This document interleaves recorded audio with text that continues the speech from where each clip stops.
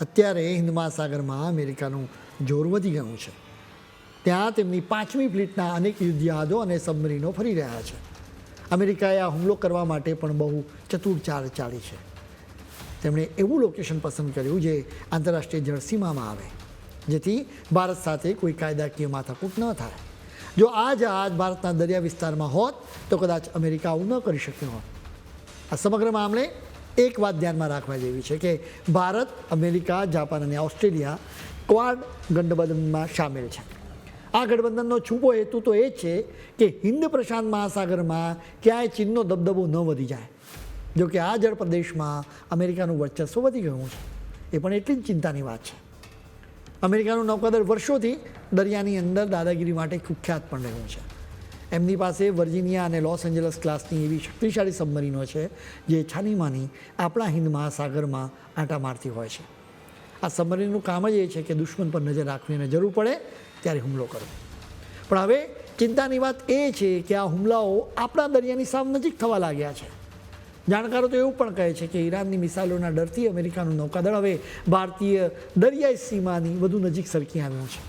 તમને યાદ હશે કે વર્ષ 2016માં ભારત અને અમેરિકા વચ્ચે લેમોઆ નામનો એક કરાર થયો હતો.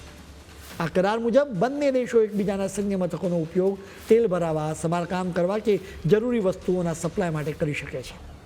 હવે જ્યારે અમેરિકાની સબમરીનો આપણા ઉમરા સુધી આવી ગઈ છે ત્યારે એવો ડર લાગે કે ક્યાંક એ લોકો આપણા કરારનો ઉપયોગ કરીને ભારતને તો આ જંગમાં નથી ધસડી રહ્યા ને.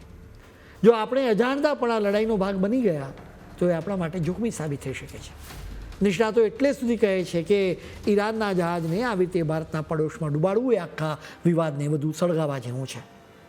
અત્યારે સમય એવો છે કે આપણી સરકારે બહુ હોશિયારીથી કામ લેવું પડશે, જેથી આપણા દેશનું હિત જળવાઈ રહે અને આપણે બીજા કોઈની લડાઈમાં નાહકના ન હોમાઈ જઈએ એ પણ ધ્યાન રાખવું પડે. પાકિસ્તાન પણ હવે આ જંગમાં કૂદવાની તૈયારીમાં હોય એવું લાગે.